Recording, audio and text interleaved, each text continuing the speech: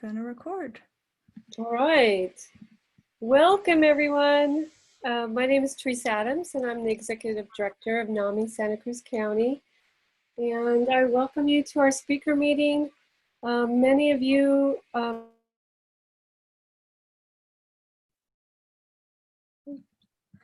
Teresa, I'm so sorry. I accidentally muted you. Can you please unmute yourself? Okay, so blah, blah, blah. My name is Teresa Adams. What I just said was really wonderful, but I'll just briefly say my name is Teresa Adams. I'm the Executive Director of NAMI Santa Cruz County. Welcome. For all of those of you who our hearts go out if you experienced the loss of the fires and COVID-19, and we want to let you know that NAMI's here for you. And if we learned anything, we've learned that we have to do things together. So I'm going to introduce you to Sophia Tierney. She's going to talk about the tech, and after that, NAMI staff is on hand to tell you how we can help you. So don't be a stranger. We want to help. And welcome, and I hope you enjoy our presentation. Hi everyone, I'm Sophia. Glad to have you all here. I'm going to be reading out the questions for our speaker tonight. So if you have any questions or any comments, go ahead and type them into the chat feature in Zoom. It should be just on the bottom menu panel. And intermittently, I will be asking questions to our speakers. So feel free to let me know.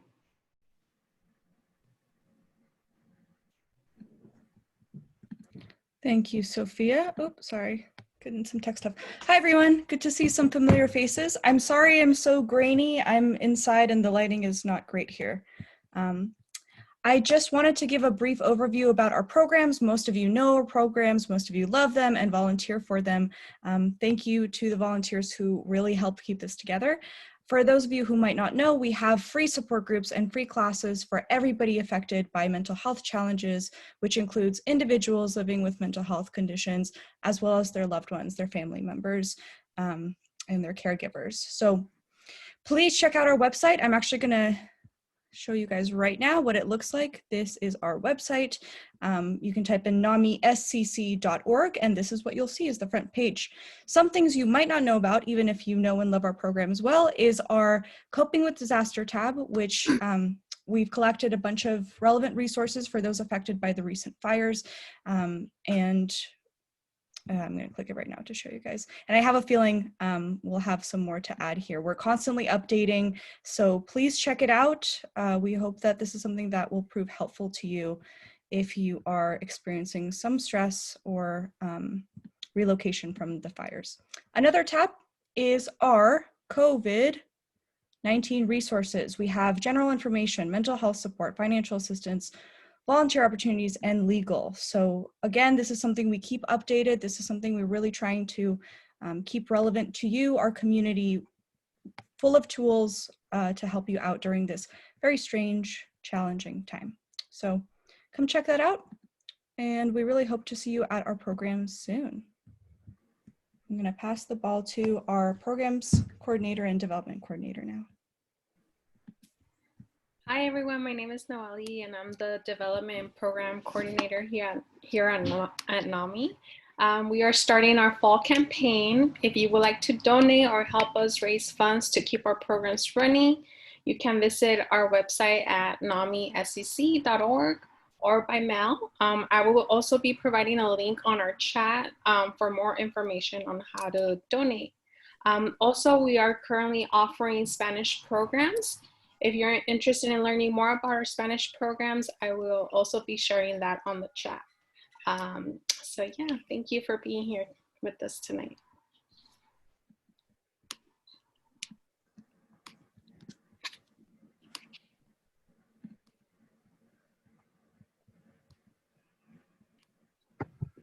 I'll be passing Carol, I believe. Hi, everybody. I'm Carol Williamson. I volunteer as the president of NAMI, and I'm very happy to see you here. I miss seeing you in person, and I'm grateful for our NAMI family and glad we can at least still get together in this way. I really send you my warmest regards and sincere wishes for your wellness. Tonight, I'm so pleased to introduce Dr. Allyson Mayo, a young woman who has a really unique angle on things that I think you're going to enjoy. Her personal journey is an inspiration. Let's see if my volume, okay. When she was just in her teens, around 17 years old, Allyson was experiencing a lot of anxiety and depression, and she survived several suicide attempts, and she was losing faith in the mental health treatment she was getting. And after several years of coping, she had a career in the corporate world. She became a mother, and she began to turn the tables on her life.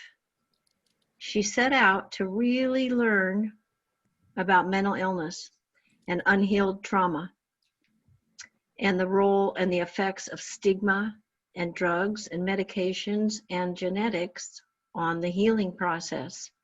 So she studied, she received her doctorate in behavioral health. She's now a professor at the University of San Francisco and is acclaimed widely for her new approach to psychotherapy and addiction medicine. She's a founder of the behavioral fitness method, and she's involved in many endeavors to improve systems. And I just found her to be a delightful teacher. So let's all welcome Dr. Mayo now.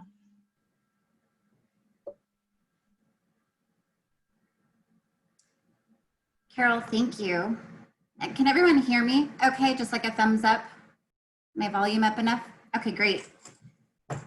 So tonight is really special, and I think it's special because it finally seems like the world is paying attention to public health. The world is prioritizing mental health, and the way that we're going about it is a little bit fragmented, but it's something, and it's in the right direction. And so the work that happens at NAMI is exactly what we need, and we need more of it in the community. And so one of the roles that I have is to provide education for individuals with lived experiences, the healthcare workforce, organizations K through 12, and universities. And so tonight, me being here is sponsored by the Peace Project, which is out of UCSF. And so the content that I'm going to deliver tonight is very instrumental in how policies are being made around whether our children should return to school, what it looks like to have distance learning, and how to understand one another, whether you're in a workforce, a relationship with your neighbor or a loved one, or you have somebody, either yourself or at home, that has actually a mental illness, whether it's severe and persistent or other. I'm excited. I am going to share my screen now.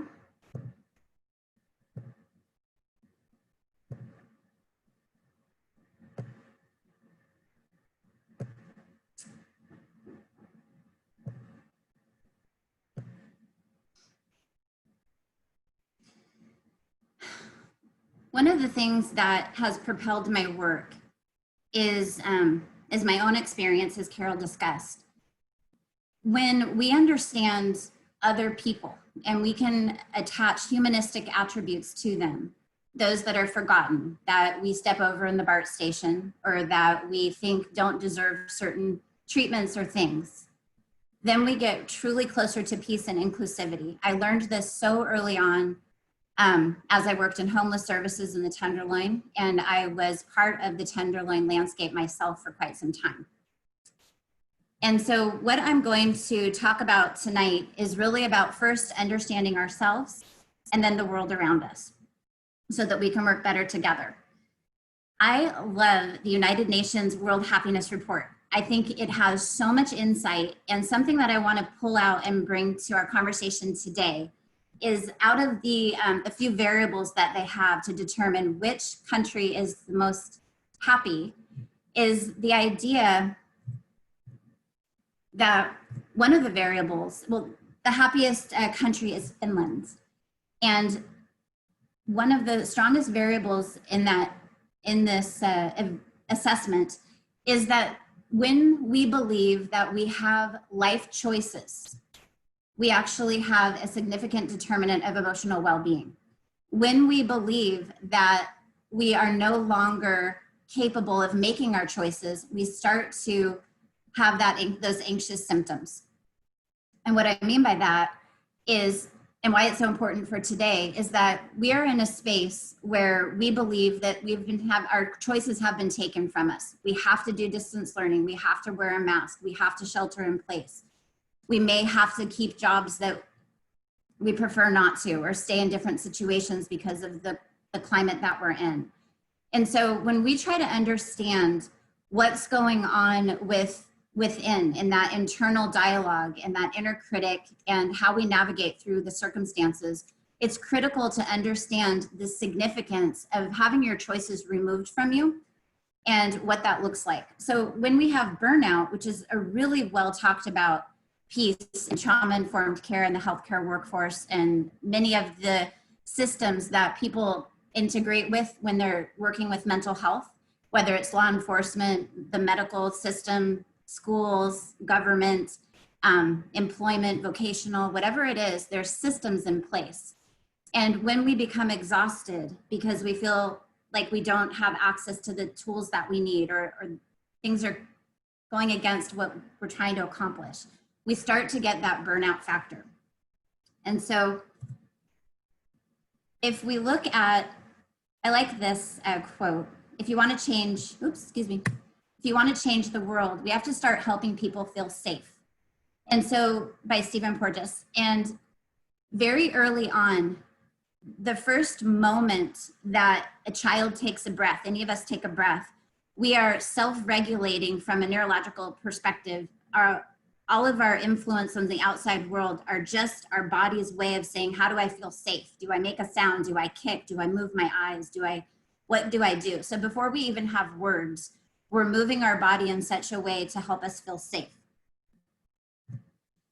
So once we start to develop these patterns that create safety, all humans create about 2 patterns very early in life that help us feel like I can protect myself. And it's very much has to do with the environment that they're in.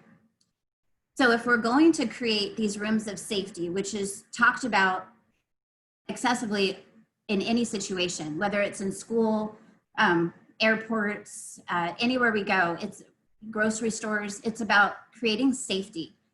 And there's some things that are lacking in this process, and we'll go into what's called eco-anxiety in just a little bit.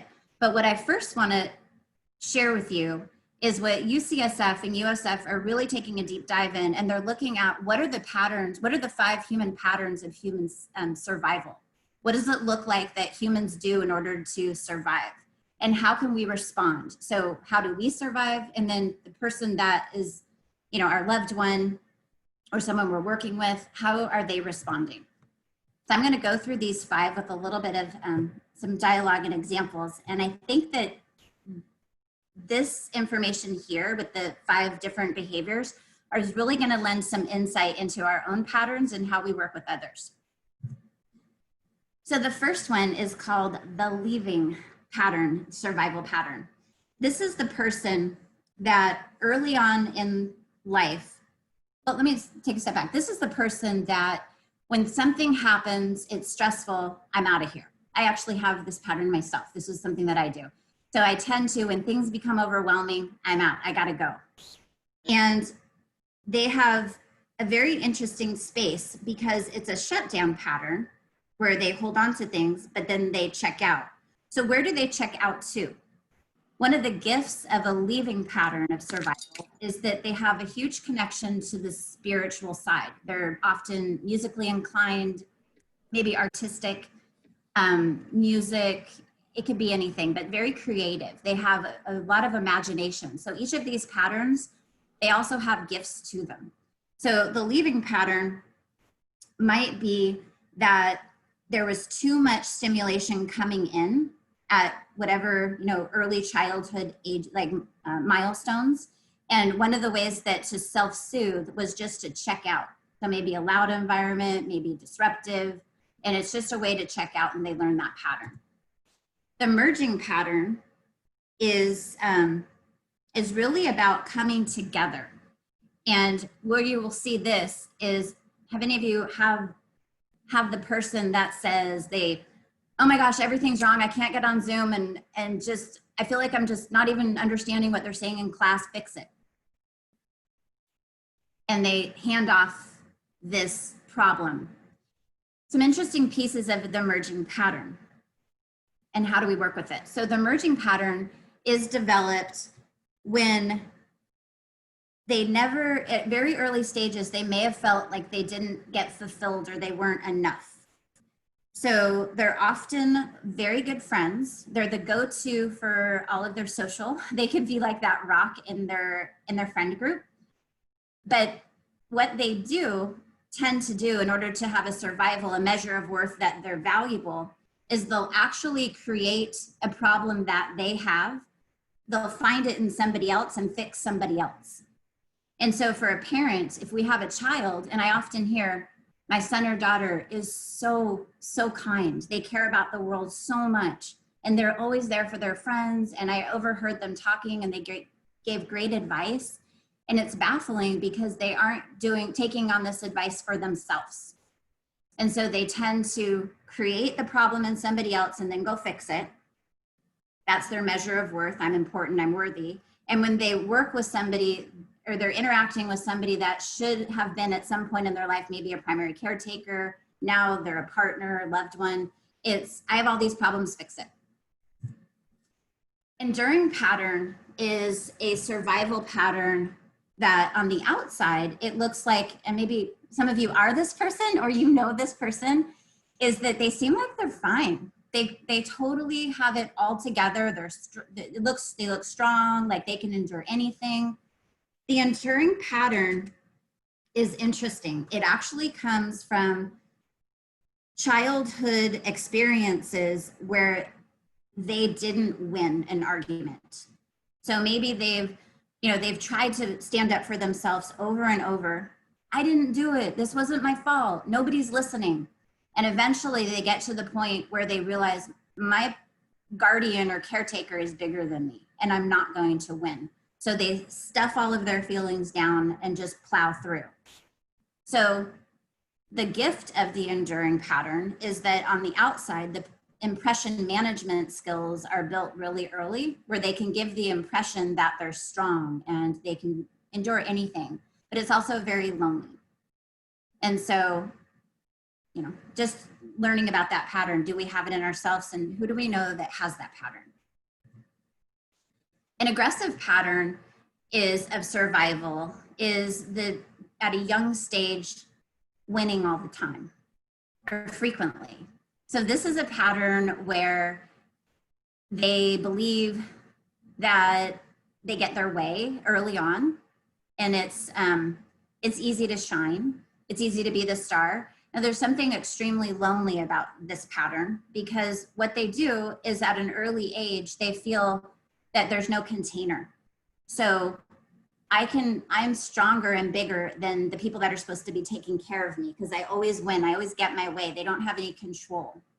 So what they can tend to do later in life to create, again, that pattern is that they'll actually use aggression to make the other person feel less than so that they can then win. It's just a cycle that they might use.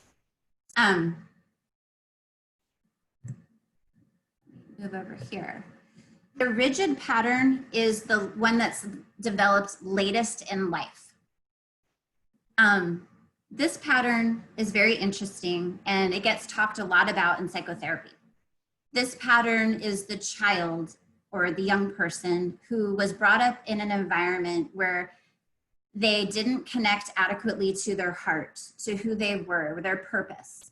And so they started to play the role of who they're supposed to be rather than who they really are. So they have a depersonalization from their core, and they become very rigid. It's the person that when you say, is something wrong? And they say, I'm fine, everything's fine. It's this complete disconnect. A lot of people refer to it as emotionally unavailable. difficult to work with. It's just very rigid. This is the love inside this person hasn't been explored adequately enough. So a survival pattern is if I let things down and I explore that part, I might not be worthy. I don't know how to work in that space. I'm going to stop for a second. Are there any questions so far on those patterns?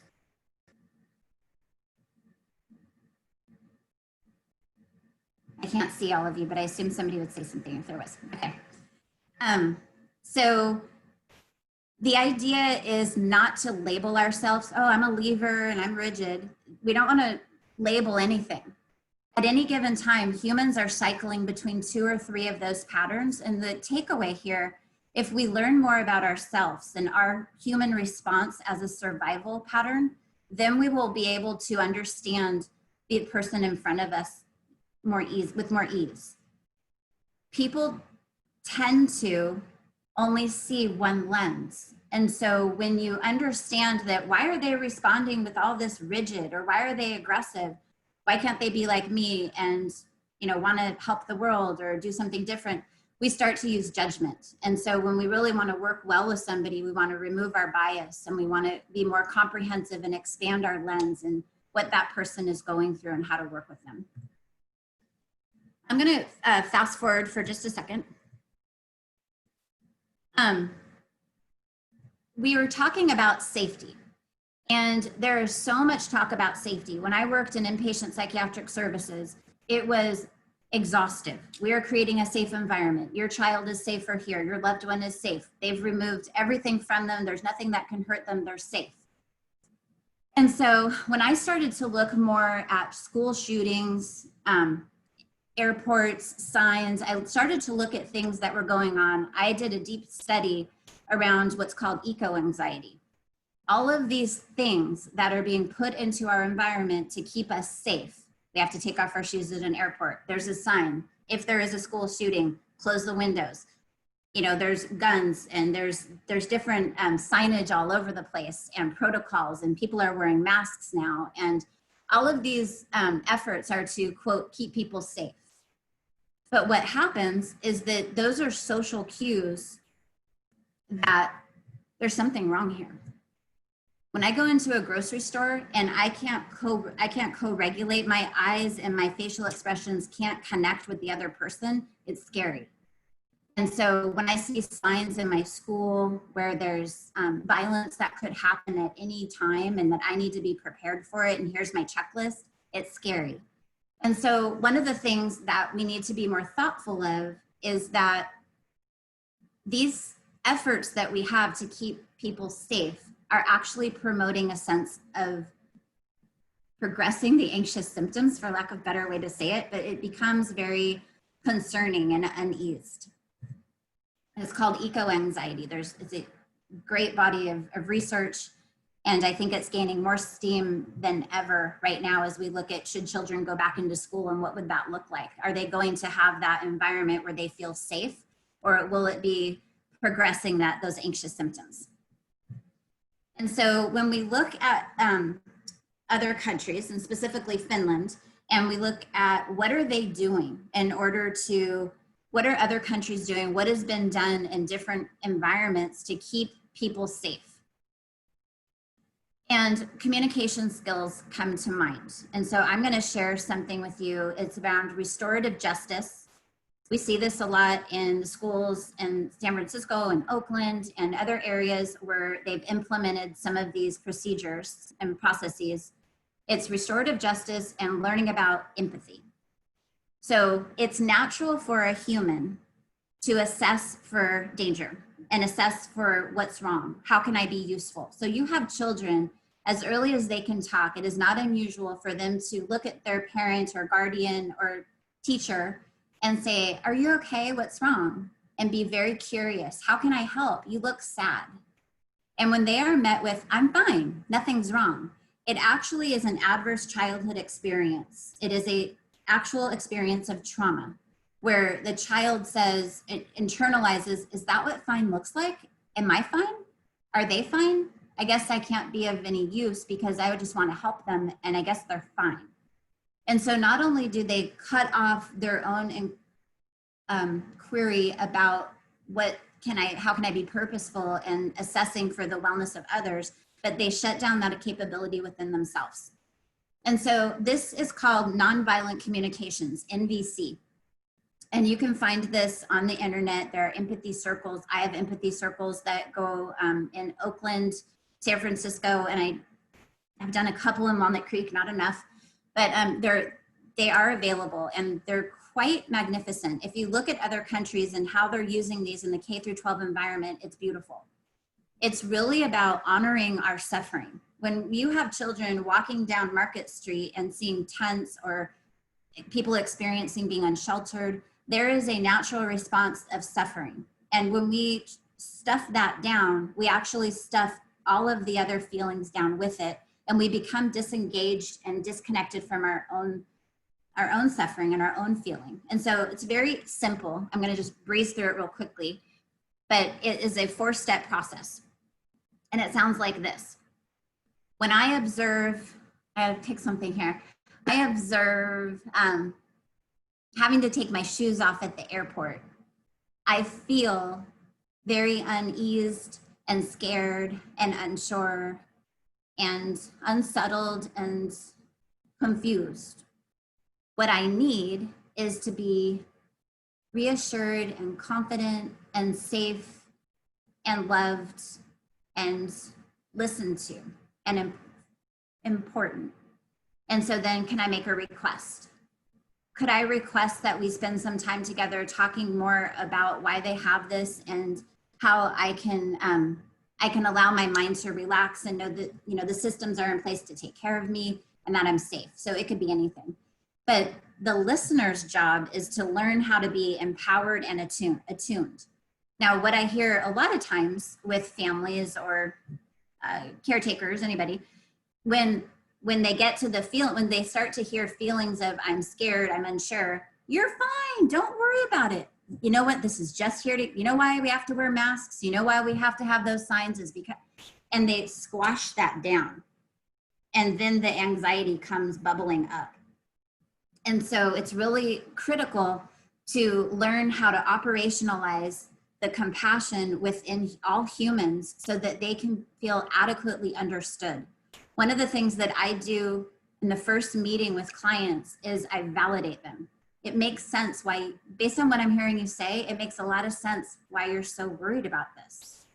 Based on what I'm hearing you say, it's reasonable for you to be really upset about some of this stuff. So it's not affirming, it's validating. And so there's really, you know, there's some learning to be done. It seems like it's intuitive, but I really noticed some of the leaders, they want everything to be okay. And as parents, we do too. And so we might miss it in the midst of trying to just make it kind of go away. We overlook the value of empowered thinking, attuned listening. And so that's a really great piece to be aware of. I'm gonna go back. Oh, any questions?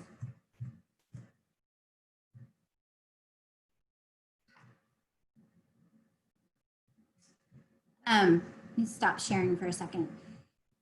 Just like a show of hands, does this seem like there's starting to be things that you can sort of think about how you could use this information, learning about your survival patterns, learning about what eco-anxiety is?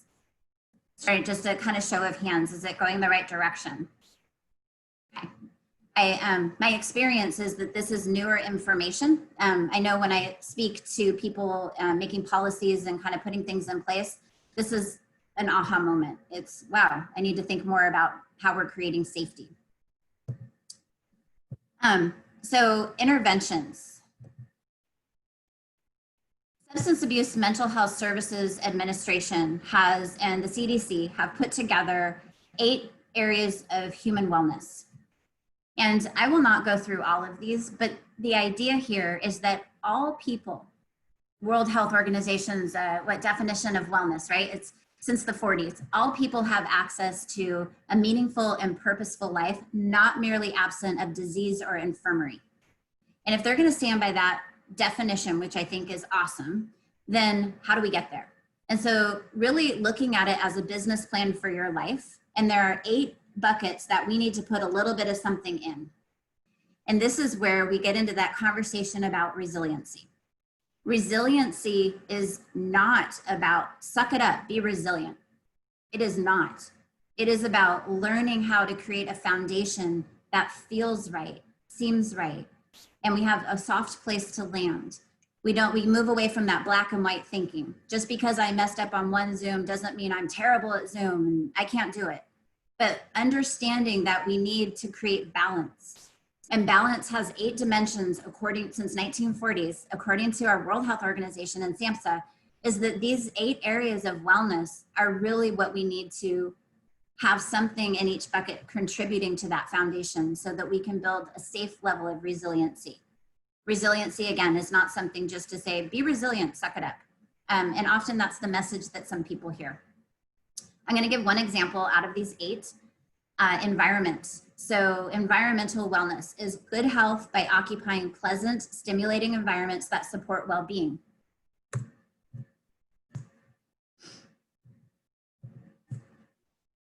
So environment is looking at what you need no matter what. So when I work with providers and they're trying to discharge somebody back home, or I'm working with students and we're creating an environment at home so that they can support their well-being, it's looking at what you need, changing that internal script. An example would be, I'm so lazy, I'm never motivated, I can't do Zoom, I'm never like in the mood to do this. So instead of looking at that, all humans have something called no matter what's. And so what do you need? Rather than saying I'm lazy or I'm spending too much time on my phone, I'm not motivated, let's look at what you need in order to create an environment to support well-being. So how many times have any of you said or heard your child or maybe yourself said, I have so much work or I have so much homework.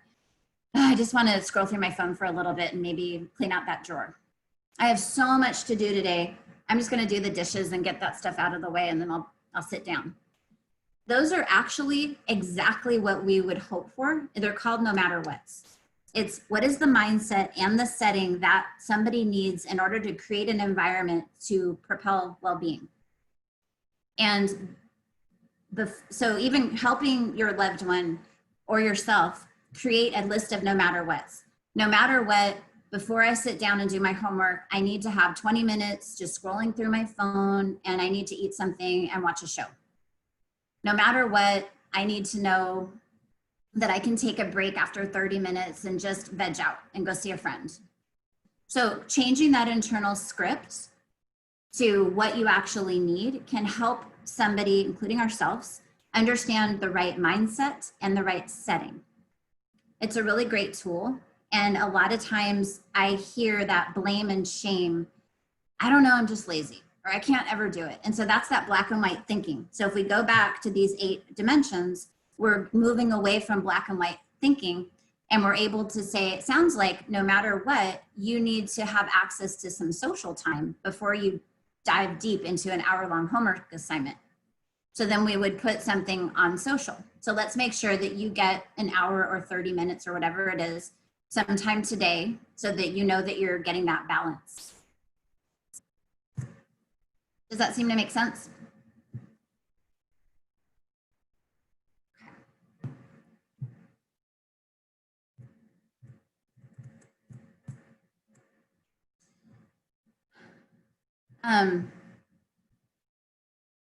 Emotional well-being. So this is, and we could go kind of deep on this, but I'm going to just brush over it. It's really about understanding emotional health. A lot of people believe that it is about managing our emotions, and it's actually not. It's about learning to live in our emotions. Our emotions are there so that they can alert us to what's going on. I feel nervous, I feel unsafe. Now, when it becomes diagnosable is when we can't trust our emotions, and many things make us feel so unsafe that we are frozen, or we do things that are adverse to our health. And so learning about what it means to not have knee-jerk reactions and understanding preventatively what it is to have the non-judgment for ourselves and for others. Some of the things that we can do is understand how we talk in our homes. When we say things like, and this is called, I mean, this is very, it may not happen in rooms like NAMI, I don't know, but it's very common for somebody to be saying something about somebody else. So-and-so down the street is a real loser. He XYZ, he doesn't go to school, or he doesn't know how to ride a bike, whatever it might be. Whether, and you know, a lot of times, oh, I'm not saying it with them in front of me. But when that is an unsafe person, we start to realize that here is a person that actually criticizes other people. So now we have criticism in the environment. We know that people are being criticized. And that actually translates when you have a growing mind, somebody that's going through traditional milestones, they actually start to interpret that self-worth. So my measure of worth is, I'm only worthy if I can ride a bike. I'm only worthy if I can accomplish that, or if I can do this or not do that. And so really having a mindful approach to how we speak about other people, and helping other people discuss that with them too. I'm going to talk about anger. I get asked frequently about anger. My background in anger is I've taught anger management for people coming out of San Quentin when I was in my mid-20s, and I taught that for, I don't know, almost 20 years. So I have a pretty interesting lens on anger. And what I want to bring light to is the definition of anger, and then what is the response to it. A lot of times early on when I was teaching anger management, I would get, you know what, Allyson, I'm just not really angry. And remember, these are people that are incarcerated. And so their self-report is that they're just not angry. And so I needed to really understand how are people defining anger, and how does it present, and what do we do with it, and how do we manage or control or mitigate the risk of progression into it. And so anger is defined as the desire to connect with another person, but believing or thinking that we are misunderstood. Humans are hardwired for connection. They will do anything to be validated and connect with another person. And so when they believe or think that somebody doesn't understand me, I'm being misunderstood, there are 3 responses to anger. So one is to explode. You'll never understand me. It's, you know what? You weren't there. You didn't see it. I'm the one that didn't do it. He started it. They explode. The second one is to implode. You know what? I'm going to take everything and just stuff it down. That's remember the endure, the person that can endure. So, and the explode, I guess, would be the rage person, or the person that has rage patterns. But the imploding is, you know what? They're never going to understand me. I'm just not even going to try. I'm going to go in, have my breakfast, and just go back to my room. I'm not even going to talk to anybody. I'm just going to say fine all the time because nobody gets it. Imploding is the birthplace of high-risk behavior. When we implode, we engage in seeking validation at any cost.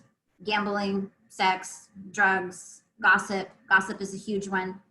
The other thing is that imploding and exploding have a bidirectional relationship. Humans are hardwired for connection. So when we explode, we feel bad. I can't believe I just yelled at her, or I exploded at him.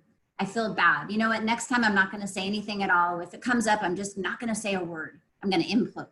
And when we implode for long enough, I can't handle it anymore, and then we explode. So those have a bidirectional relationship. The only healthy response to anger is to communicate. If we communicate with the person that we believe or think has misunderstood us, that could be really high risk. So that's when you get into learning those skills that I talked about earlier, which, how do we have that empathetic listening? How do we connect with the compassion within? And how do you have a safe place for somebody to communicate? And that means that they need to be validated, because remember, the whole idea here is the desire to connect with another person, but believing or thinking we're misunderstood. So we seek validation at any cost. So when we communicate, if we communicate with somebody that says, oh, you know, that's crazy, get over it. It's not that big a deal. Let it go. What we're doing is we're encouraging them to implode and get that endure pattern that nobody will ever win. You just got to suck it up and push it down. And that's, remember, drug abuse, different things can come out of those behaviors because you're stuffing your emotions down.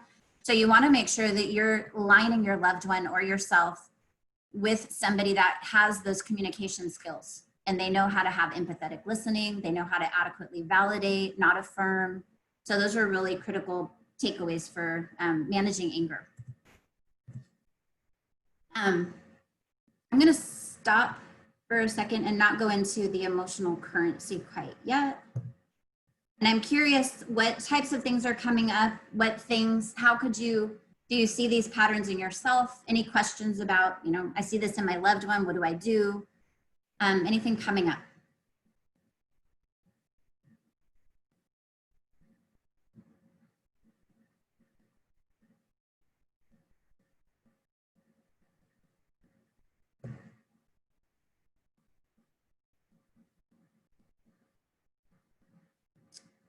Is there somebody that's reading all of these things in the chat? Yeah, a lot of people are saying nonviolent communication, that model is great, and they've had success with it in their own lives. Another comment was saying that, yeah, a lot of people just don't realize that there is help for them to get if they ask for it, especially in the times that we're having with the fires here in Santa Cruz. There's a lot of aid, and people just ask for help, and there is help for people. A lot of great stuff. Anger is a desire to connect and be understood, is being understood by the people listening. Could you describe a difference between validating and affirming a bit more? Yeah, sure. So it's a very important difference. It's very critical to understand affirming and validating. And peers often get inappropriately affirmed from their peers. And so I'll go into that in a moment. But validating sounds like, hey, you were 2 minutes late to class and she marked you absent. It makes a lot of sense why you're upset about that. You tried to get to class really quickly and you were 2 minutes late and she still marked you absent. So that's validating. Affirming sounds like you were 2 minutes late from class and she marked you absent. You know, it makes a lot of sense why you're so mad at her. And besides that, I think it's fair that you just didn't talk when she asked you that question because she kind of has it out for you. I think you're right. So affirming a behavior versus validating a feeling that somebody might have or a belief that they have can be a verbal de-escalation skill.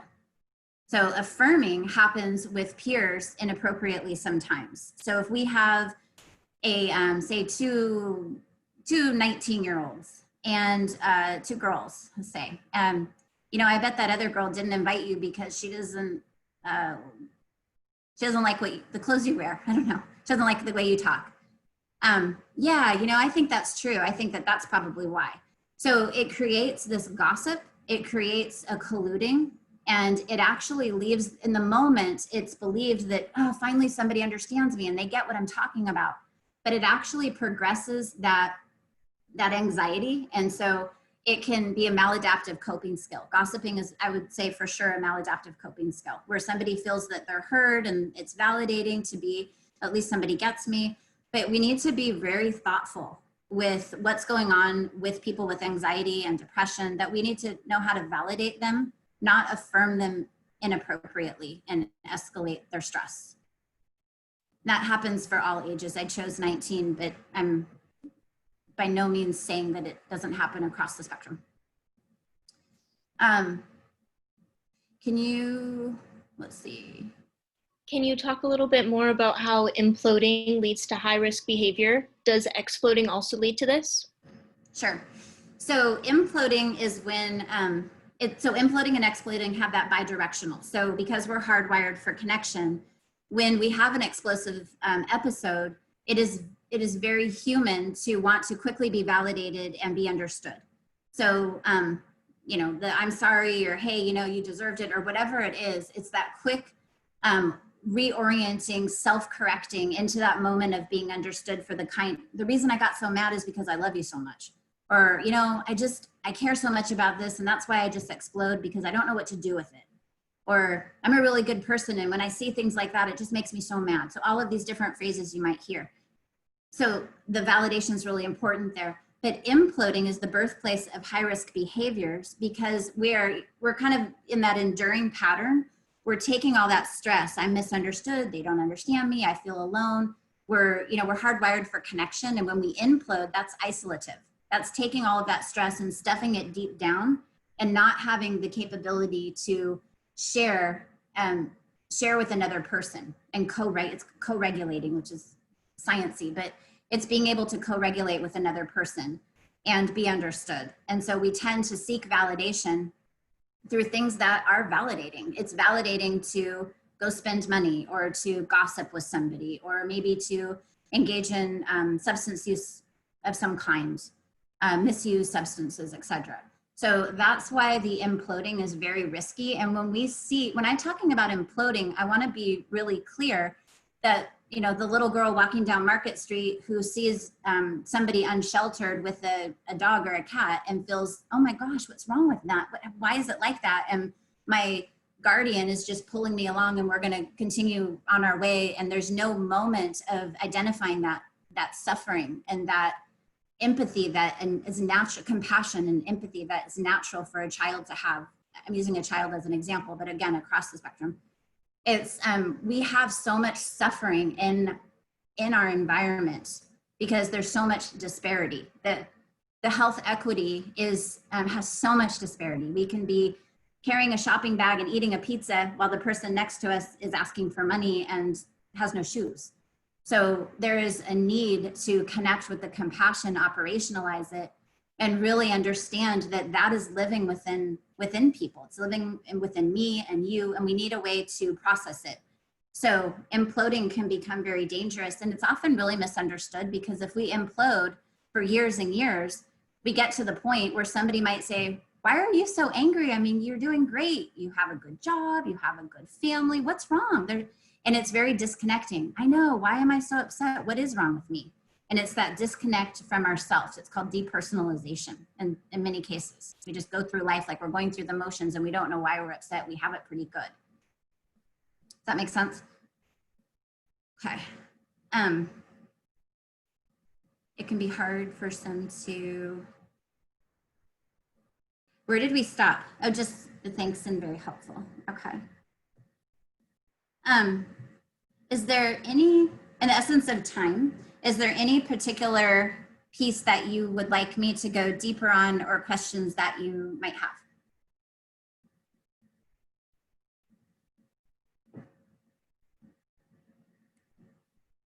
Okay.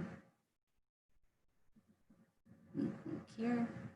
Let me take a look and see what other pieces I think might be helpful. Emotional currency. So it's new thinking on well-being. So when we look at resources, one of the resources that is very, very overlooked in people that I work with is the resource of emotional currency. How much emotional stress or joy does it require from me in order to watch you suffer on the Zoom call? Or how much emotional currency does it require for me to ask you repeatedly to put your shoes away? So really having a deeper conversation around a resource management and looking at emotional currency as a really critical piece to a family dynamic. And so many times people think that a lower socioeconomic community might have more stress.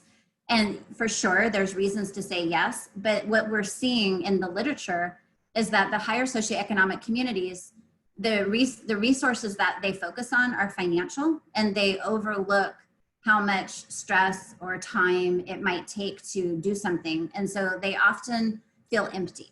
There's an emptiness around being misunderstood. They don't understand how much emotionally that is for me to have to watch you go through that. And so learning some language through empathetic listening and difficult conversations work is really helpful to set boundaries and learn how to adequately set the conversation around emotional currency.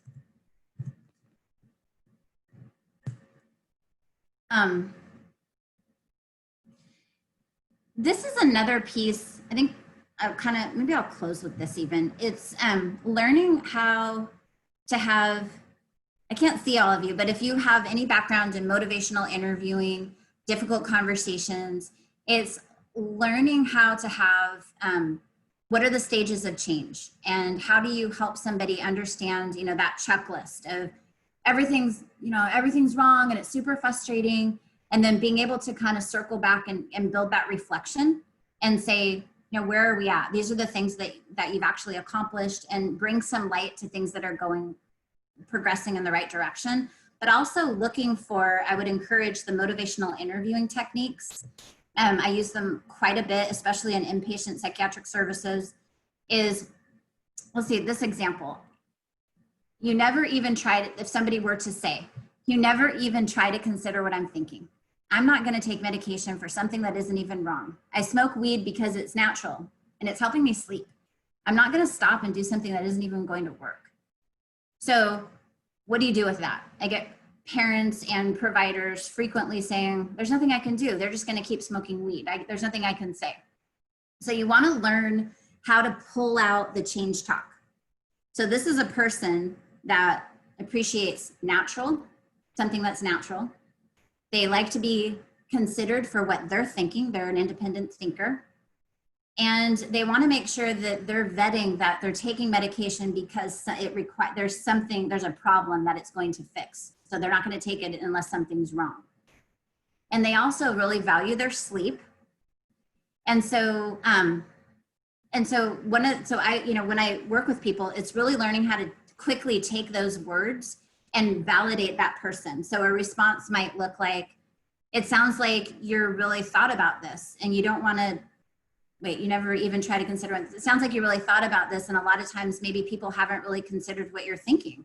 Yeah, that's right. Nobody ever really listens to me. And then it also sounds like when something's not, you don't really see that there's any reason to take the medication. And so it seems like it might not even be a good fit. Is that right? And then the other is, I might respond with, it sounds like you're somebody that's really, that your health is super important and you like to do things that are more natural and you like to get good night's sleep and take something that's natural. Is that right? So being able to pull out those pieces and learn how to talk like that so that you can verbally de-escalate somebody and you can have shared decision making.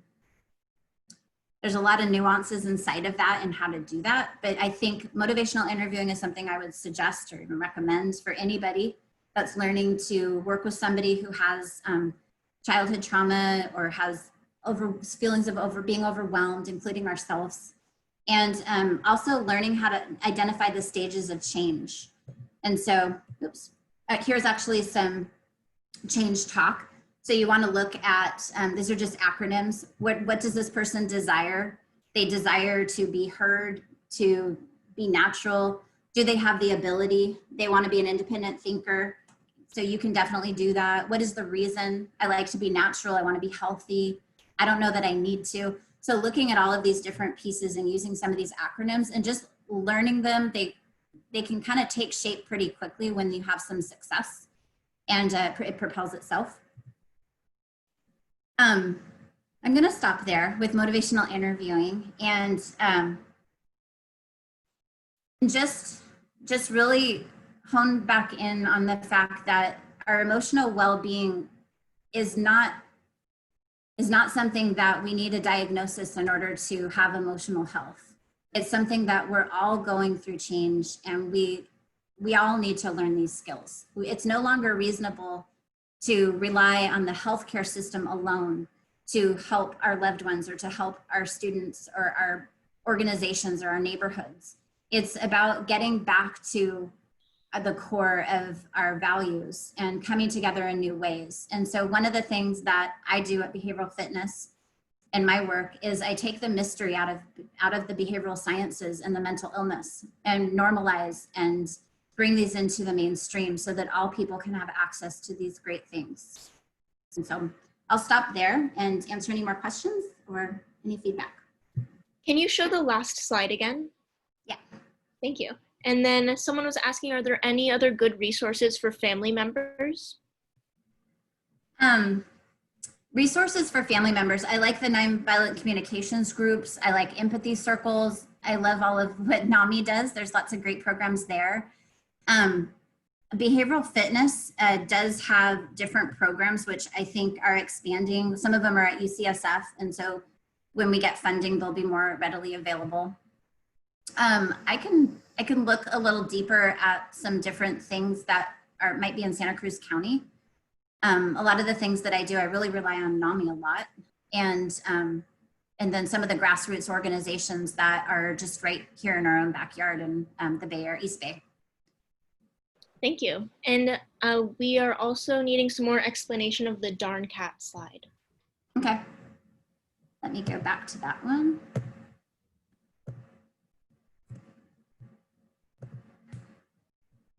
So when there's sustained talk and change talk, in this example, this would look like sustained talk. I'm never going to do it. I don't want to do it. You guys don't understand me. I'm not doing that. That is sustained talk.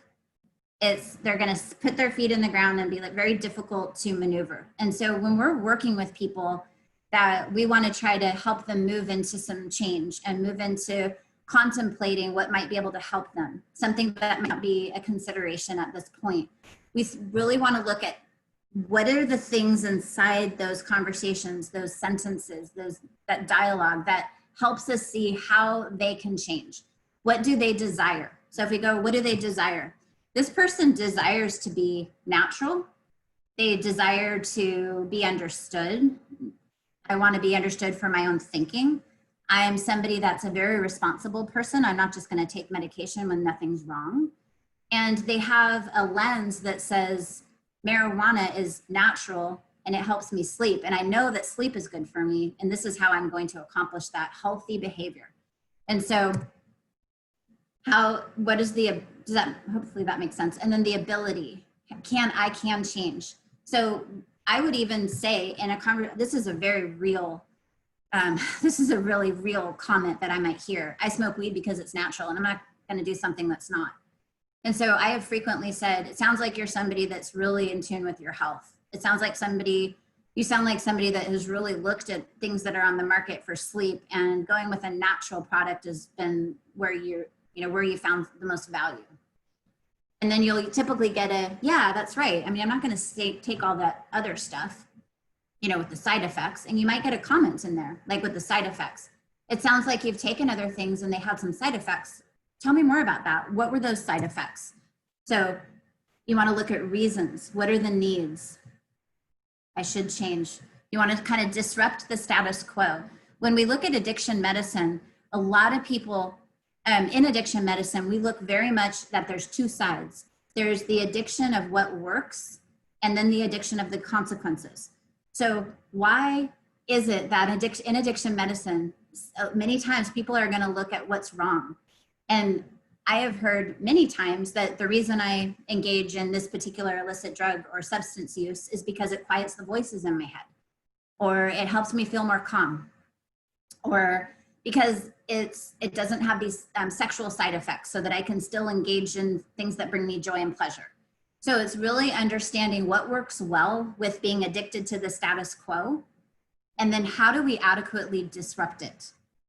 We need to understand and validate that person in front of us before we just start telling them that what they're thinking isn't going to be reasonable. It won't work, because then you have the implode. Okay, fine, I guess you're right. Yeah, I guess so, but I'm just not going to take it. And you have sustained talk that kind of perks up. That makes sense? I don't know who asked it, but if there's clarifying questions or anything, I'm happy to do that.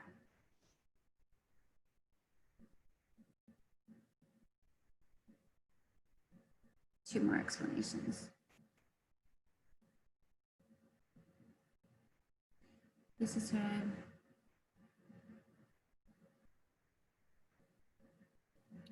Can you please describe the rigid type again, including the positive sides? And can you change your survival type or stop reacting that way? Okay. Can you please describe the rigid type again? So the rigid, so these are survival patterns to keep people safe. And it's really based on a vibration of our our energy. So it's the energy that we feel in the room, what we assess as you know, danger, and how we're going to respond. And so if you look at, I want to talk about the rigid type. It is a young person that has in early milestones has been brought up to kind of recognize that connecting with deep in your heart, like you're a really great friend, and you're a really kind person, and you're somebody that really wants to do good things in the world, or you love your mommy, or whatever it is. Those weren't the comments. It might have been like, good job on the spelling bee, or, you know, I guess you did all these things, but you know what I'm really proud of is the kid over there who, you know, he was the all-star athlete, or he got straight A's, or he got into this school. So those early patterns of being affirmed for kind of social norms that a family is trying to create. And what happens is that a child gets these visions of, I'm just going to play the role of what I'm supposed to be, and I'm going to disconnect from who I really think I am. And it becomes really rigid. And so later in life, it becomes what we call maybe emotionally unavailable, or the person that says, I'm fine. So having that person go back and connect with who they are, and that empathetic listening, the compassionate, you know, the operationalizing the compassion within, and seeing the world and being able to be emotionally connected, it's definitely possible, but it does need to be done gracefully, because that's a protective factor for that person. That person, if they let go and said, well, I don't really care about getting good grades, at least I'm a good friend, then they would get shut down in that environment, and then they would be the endurer. Nobody understands me, I'm just going to plow through and do it my way. And so we want to make sure that we're adequately, gracefully letting go of things that no longer serve, and then giving a new script to the inner critic, and recognizing the inner critic as a very smart and helpful strategy for that young person. It sounds like for so long you've had that protective factor that as long as I get good grades and I corporate climb and I get to the good school, I'm a worthy person. And so it seems like now you're somebody that wants to have a family of their own. You want to connect with your loved one. And so wanting to be more emotionally available, we need to say thank you to the inner critic. Thank you so much for keeping me safe all of these years.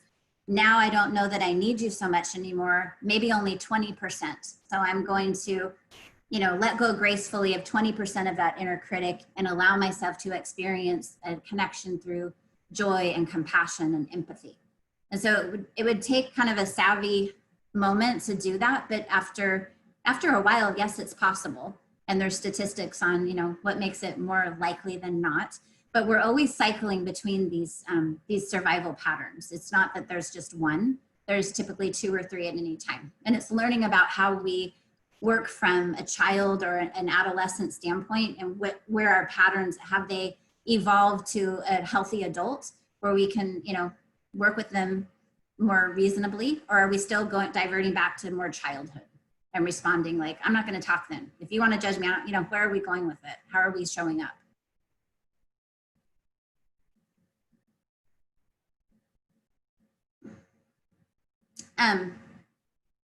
Let's see. Are you guys reading all? Because I get like, maybe I don't have my glasses on, but are there more questions, or is this the same? There are some comments, some questions. Do you have Okay. a book? Okay, so the rigid. I do not have a book that I've published. I have tons of book material that I need to publish. So soon, I hope. Where can we learn more about Darn Cat? Google it. There's tons of information on the internet. It's called motivational interviewing. There's lots of books, and there's lots of practice questions and role playing. There's actually an app. I don't know if they've upgraded the app. It could be really useful. When it first came out, I downloaded the app and I was like, oh, it's a little bit, it wasn't as helpful, but if somebody was new to it, they could find it useful for a little bit. But there is a motivational interviewing app, and it actually, you can program in like what the person said, and then they'll kind of break it down into the Darn Cat.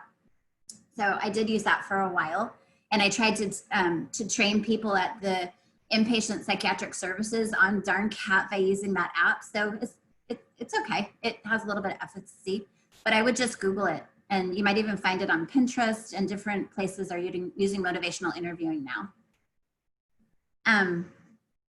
And thank you. I've been involved with NAMI for some years. This has been the most useful. I'm so glad to hear that.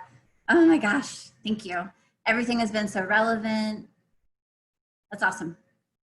I hope so much that you're walking away with tools that they don't require financial resources. They just require the desire to change and the desire to do something new and explore, and that they're easy to implement.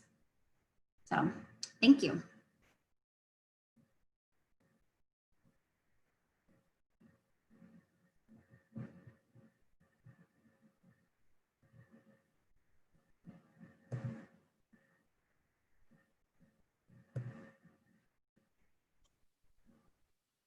Have you made it through your slides? Yeah, I think I want to stop there with the motivational interviewing. Sometimes I go a little deeper on anger, but I'm not seeing a lot of questions on that, so I'll stop there. But yeah, I think so.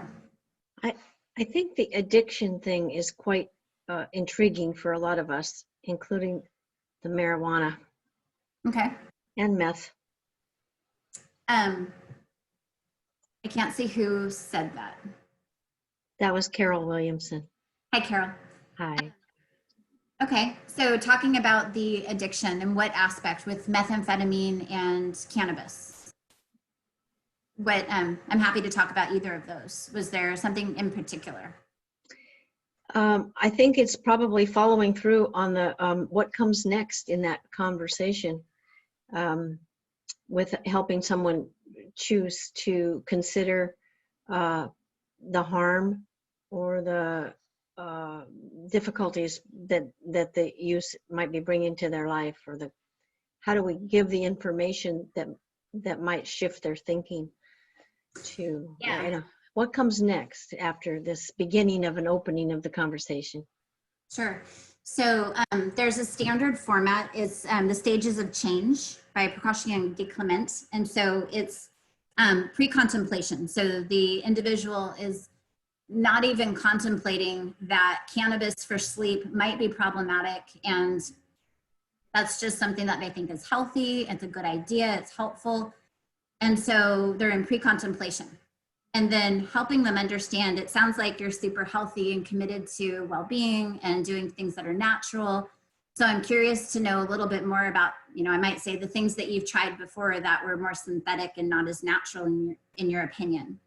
And then you might get, well, I tried Ambien, or at one point I was on Lexapro, and that was really messing with my sleep. And I, had a girlfriend and I wasn't able to perform, and it like totally tanked my relationship, or I don't just start making this up, but you hear different things, and that's what they're addicted to. They're addicted to the idea that in that example, this young person, or I don't even know what age, but they may be addicted to the idea that the one thing that they really value is intimate relations with their significant other.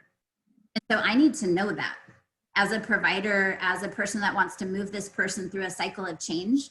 I need to know that I need to create a space for them to contemplate that cannabis or meth use or lack of taking a prescribed substance is going to cause their life to not be as fulfilling, because they won't be able to have that relationship. Or maybe the methamphetamine does wonders and it really helps me with those voices, and nobody understands me because I can work all night on Uber when I'm on meth, and then I can just crash for after a meth run. I need to understand, like, what does that look like for you? It sounds like you really value working hard for 5 days straight on a meth run, and then after that, you don't mind. It doesn't matter if you sleep for 10 days or you have some psychosis or you end up on a 5150, because you don't really care. At least what most important thing is, what I'm hearing is that you want to be productive. So that's my pullout. Sounds like you want to be really productive and you're willing to compromise some other things in order to have 5 days of high productivity. Is that right? So once you have pre-contemplation, they weren't even contemplating, and now I'm starting to feed back in the change talk and what they're desiring. Now they're in contemplation. Yeah, you know what, Dr. Mayo, I hear what you're saying. It does make a lot of sense. I mean, you know, having to crash for 5 to 10 days after I do that, you know, it isn't so great. And these kind of, they're more expensive and all the hard work. And then I pay for this. And, you know, so now we're contemplating. And then then I'm going to do a planning. So the next pre-contemplation, contemplation, and now I'm going to plan. So what could we do? What would be a small plan? So it could just be, you know, let's plan to try reducing your cannabis to just right before bed rather than when you wake up. So we have like, we'll see if it really just works for sleep or if there's some other areas where you become dependent. Because I'm hearing that you really like it for sleep, but in these other areas, you like to be really productive. Think that we could change your cannabis use so that you're just smoking it or using it or eating it right before, or vaping it, whatever it is, right before sleep. So now I'm in the planning stage. And then we're going to take action. That's the next step. Pre-contemplation, contemplation, planning, and now we're going to take action. So it sounds like now we have an action plan. You're going to cut your cannabis in half, and you're going to stop smoking. You're only going to smoke between 8 and 9 o'clock at night. Okay. And then we're going to look at if we can sustain that treatment gain. So obviously, I wouldn't say sustain treatment gain. I might say let's circle back in a few days and let's see how that worked for you. And then we might get some more. So those are kind of the stages of change. And all of that you can find on the internet for sure. Thank you. Yeah, definitely. It's an awesome question. And I want to point out too, with the stages of change, I will get clients that will say, I'm not making any progress. This sucks. I don't even want to do this. It's like, then my job is to regroup and state, let's take a step back. You know, 2 weeks ago, you were smoking, I don't know, how much weed were you smoking? And what was that? How much were you getting done during the day? How much time did you actually spend with your significant other? Yeah, you're right. So let's take a look. You actually cut it down by X amount.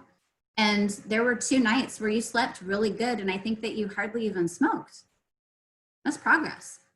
So when you have that black and white thinking, that is an alert to say we need to go back to those 8 dimensions of wellness and say, why are you so black and white? What's missing?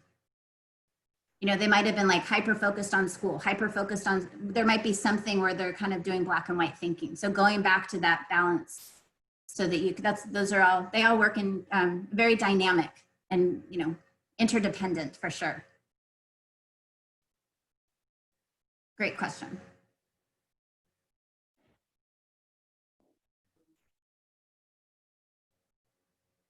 We did get one more comment. Rebecca says, I'm not a therapist or counselor, but I have my own anxiety, and I'm also finding myself in a new role as a listener for a dear old friend who is calling daily to process and needs support in major life shifts. We had a recent conversation about depression, and I mentioned medication, and this got me thinking that I wanted to have more skills to interact as a support, much like a co-counseling acts. But I myself have my own emotional, psychological needs for more support within my friend networks. Most people seem very emotionally unavailable since COVID shifts in society. Okay. So it sounds like this person, I can't read who this person is, but this comment that you just shared, it sounds like there's a real desire to be purposeful during these unprecedented times, and that the operationalizing your own compassion for a friend that's suffering. And so I would go through and look at the nonviolent communication strategies, and I would use that deliberately with this friend of yours and with yourself.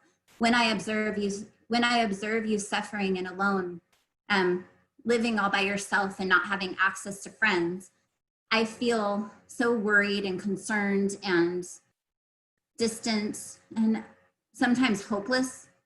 And so what I need is to be valuable, be purposeful, and to be recognized as a helper.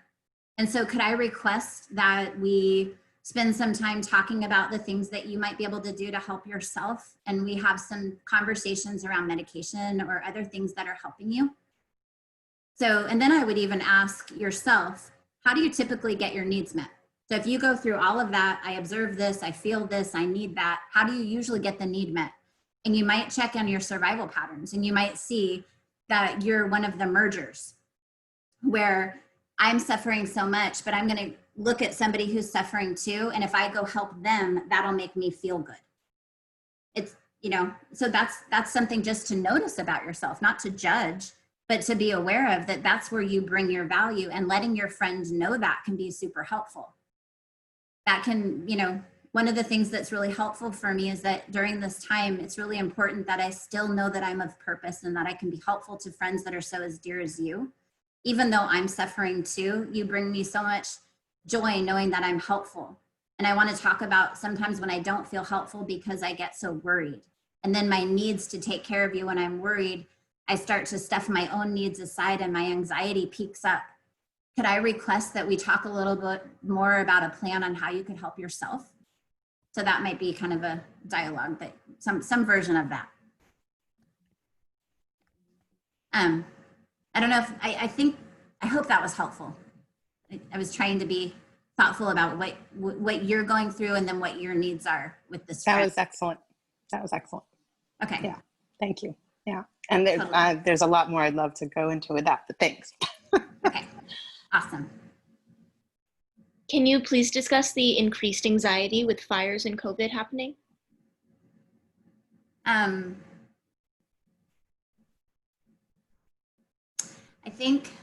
don't know that I have anything new or different to say than what most of us are thinking, is that there's a lot of suffering and there's secondhand trauma.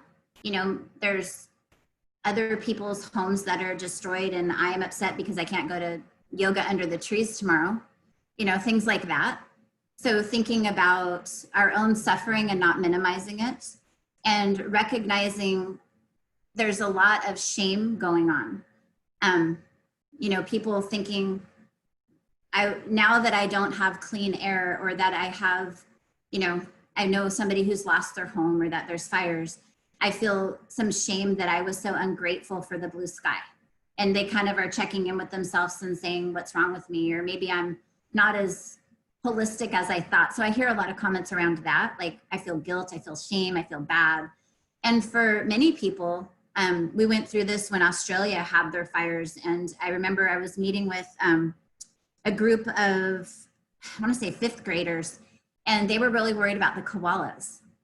And it was, you know, using those empathetic listening skills and saying, letting them say, go around in a circle and say, when I observe on the news that there's koala bears dying in trees, I feel so helpless and angry and sad about the adults that aren't caring about the animals.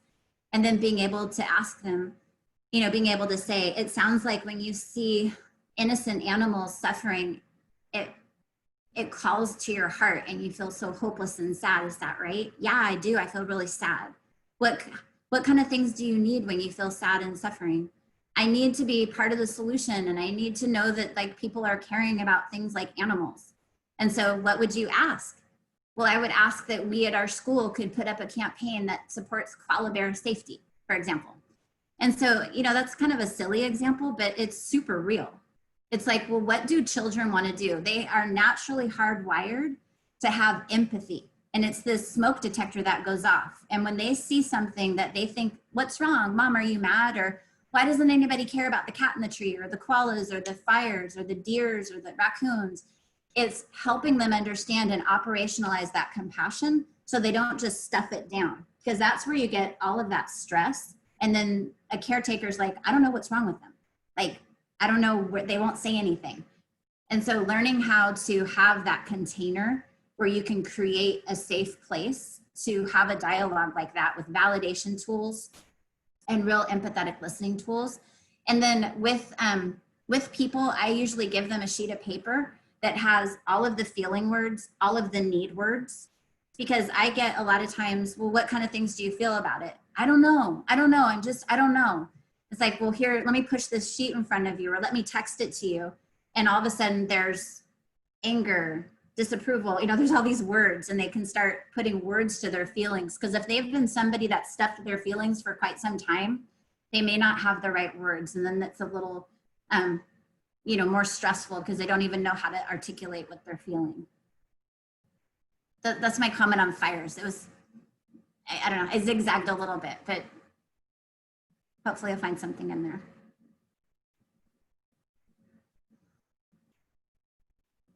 great question, by the way.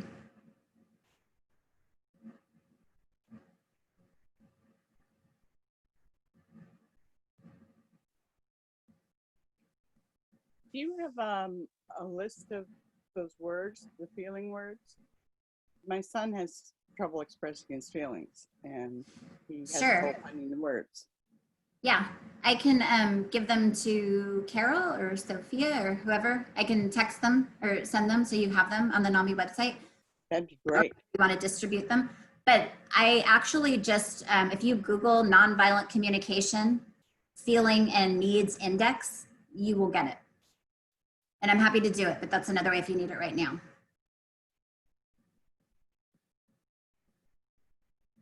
These are awesome questions.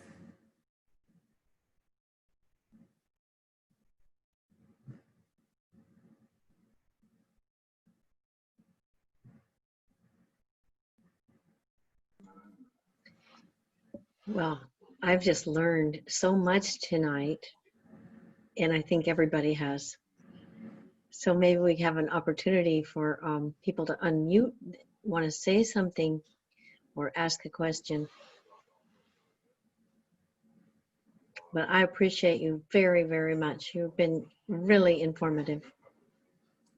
Thank you for having me. It's great to be amongst people that are doing the work we need to do right now. And anytime I can be helpful, please reach out for anyone. Thank you.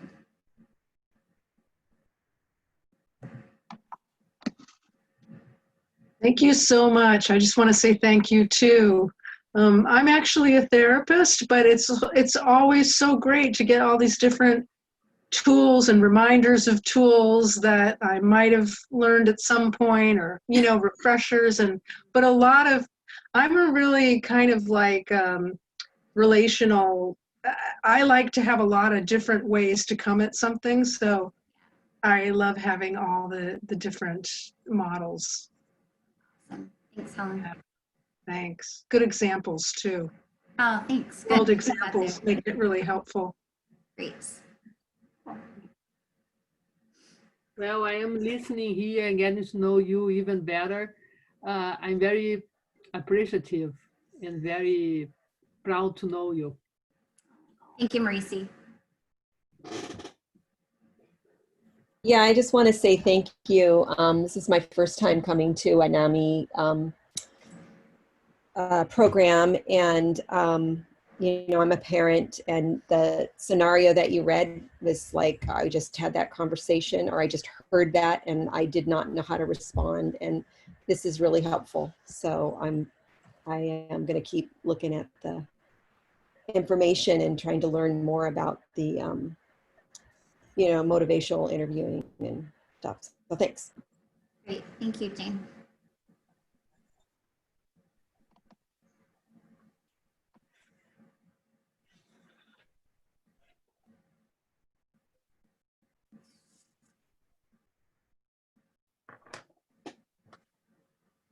Okay.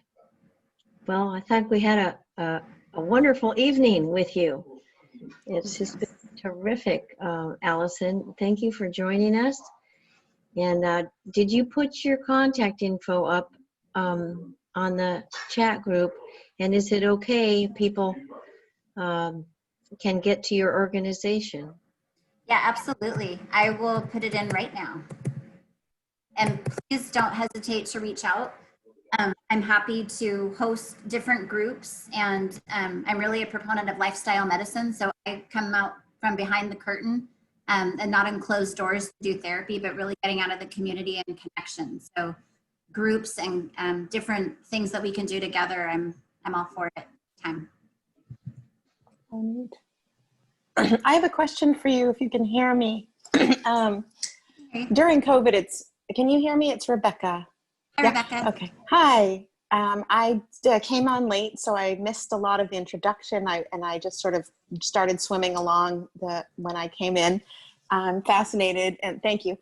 So I had a question about the young teenage population, and I have a daughter myself. And during COVID, the inability to connect with new peer circles of influence that she really needs, and wondering if there's any female-centered, or it doesn't have to be all female, but any groups or ways to get them interacting. It might have to be online or with Zoom, but some way to meet new minds so she can create new friendships, but possibly also process some of the stress and anxiety amongst peers. And I'm not sure where to begin my search in the county or the world, for that matter, if it's Zoom, to look at how to create almost like a women's circle for her to begin to experience as a young teenager who's really into female empowerment and connection, but is really alone. So I'm just wondering where to start with trying to create that for her. I had that experience in my teens, and it was incredibly therapeutic for me when I was struggling to have connected with something like that. So I'm just thinking, what's here now?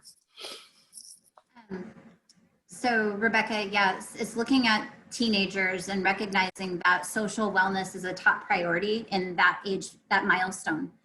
And so it's about measuring their worth, knowing that I'm capable of making a friend. I'm valuable and people want to spend time with me. And really highlighting what the social wellness structure is there for, and then creating modalities that support that. And we can't rely on the systems right now. We can't rely on school putting people in groups or theater class or physical education. So we have to rely on the grassroots organizations and more of, community health workers, things that we did in villages, things that we come together, and how do you bring people together in new ways? And so I think one thing that we're doing is called Behaviorally Fit Backyards. And it's looking again, behaviorally fit backyards. Behaviorally fit backyards.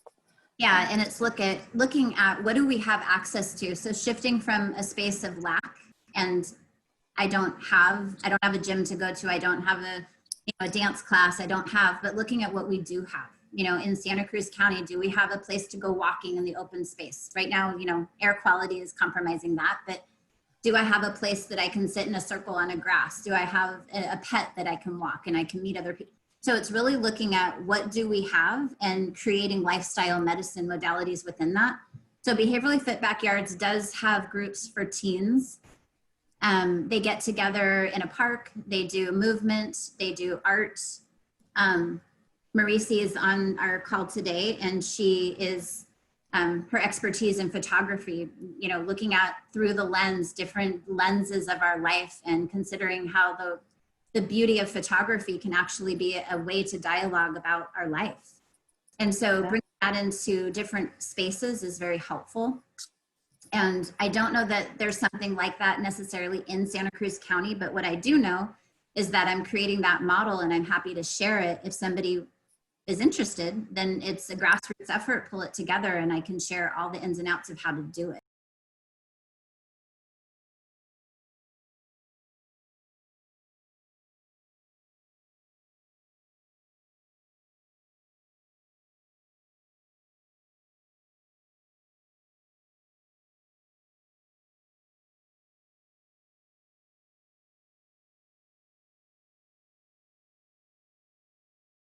Yeah. And I don't know how to do it. Yeah. So any ideas or guidance on maybe that would be. Yeah, Rebecca, something that comes to mind, and I'll turn it over, maybe Carol, or if you could Google empathy circles, where, a facilitator is going to put a topic in place, like how does it feel when your mom or your teacher or your brother is going to vote a certain way that feels like it's, they're really adamant, and you have the news on all the time, and it's very stressful in our house, just for an example. That could be put out for a teenager. They probably would want to talk about that and hear how other people are relating to a topic like that. Yeah, so that would be, thank you. So that's just a Google search that you might locally bump into people calling it that and acting from that. Yeah, empathy circles were developed, I think, in Finland. And so they use those in the K through 12 environment right when they start their school day. They talk about what's on your mind, and then how do you feel, what do you need? And so they're gaining steam. They're sometimes called restorative justice, circles looking at that. Sounds perfect. Okay, thank you. Yeah, definitely. And one quick question last. Is this a one-time introductory? I chatted at that, or is there any ongoing? Is it NUMI that you're pointing us to if we're interested in this type of weekly or monthly Zoom info session. Carol, I'll let you answer. This is a bi-monthly speaker meeting that we usually do in person, but we've converted to online. And this is NAMI, Santa Cruz. And we need you to be on our email list so we can update you. If you're not getting our emails, go to our website. You can also look at the peer support groups, but they're for 18 and over. You didn't mention your daughter's age. Well, I'll take that for me. I'm 51. Do I count? Absolutely. So that has become so popular that Anastasia, I see Hugh McCormick is here. The Connections group has expanded to 3 times every week. They get together around noon on Zoom. And people really seem to like being on Zoom. We're actually having more participants on Zoom than we were before COVID too. So our groups are really healthy and thriving, and we'd love to see you. Yeah, so Zoom on in. Go to our website and you'll find the link. Thank you. Okay, so we've reached our 8 o'clock. Is there any other questions or comments?